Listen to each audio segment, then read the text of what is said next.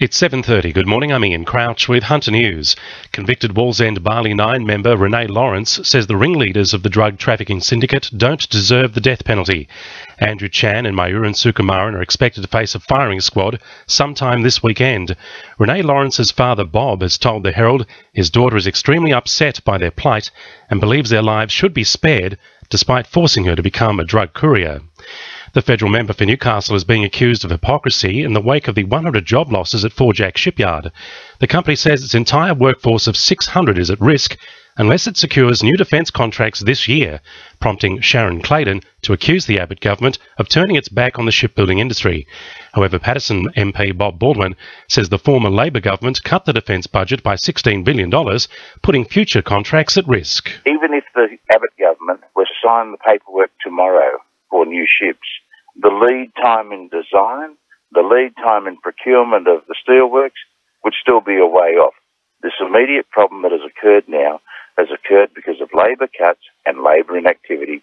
And for Ms Claydon to make comments like she has shows her absolute hypocrisy, lack of understanding and lack of commitment to the area. Green groups have welcomed the state government's decision to buy back a coal seam gas licence, which covers areas around Dungog and Bulahdelah. The land is now protected as the licence won't be reoffered to any new mining companies. The state opposition is promising to separate the Department of Planning from Urban Growth New South Wales in the wake of a parliamentary inquiry into planning decisions in Newcastle. Labor leader Luke Foley says the current situation allows the planning minister to rewrite the rules when it comes to allowing high-rise developments in the city's east and to facilitate the minister's own development. We will separate that conflict of interest, and let me say on the East End, all of the community consultation that occurred said that the high-rise development in the Newcastle CBD should be at the west end of the city, not at the East End. And the government ignored that community consultation to proceed with this urban growth GPT high-rise development. Schools in the Hunter have achieved above-average gains in their NAPLAN results. St Philip's Christian College at Salamander Bay, St Mary's Primary at Scone, Mount Hutton Public and North Hamilton Public have been singled out for their efforts.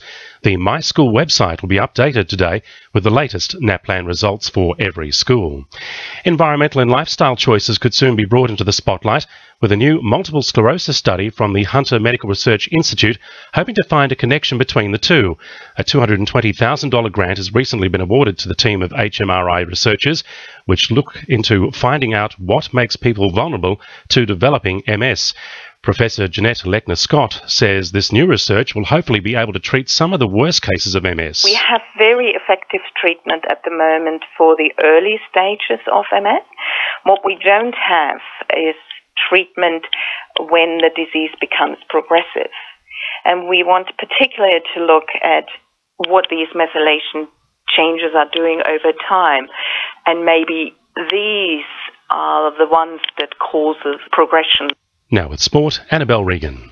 The Newcastle Jets are ready to face off with Sydney FC at Hunter Stadium tomorrow night. Newest signing Daniel Mullen has moved from Western Sydney to help right a ship which has leaked a whopping 35 goals in 15 games. He says the Jets are ready to be challenged tomorrow night. When you come up against these teams with that sort of quality, they're going to test us, certainly a lot more than we have been in the past couple of weeks. Northern New South Wales Football has been forced to defend their new synthetic surfaces at Lake Macquarie Regional Football Facility after claims they could be a factor into injuries.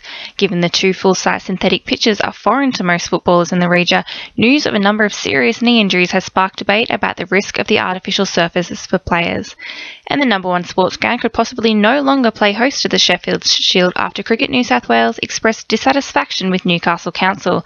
That's sport. I'm Annabelle Regan. To NURFM News Time 26 to 8.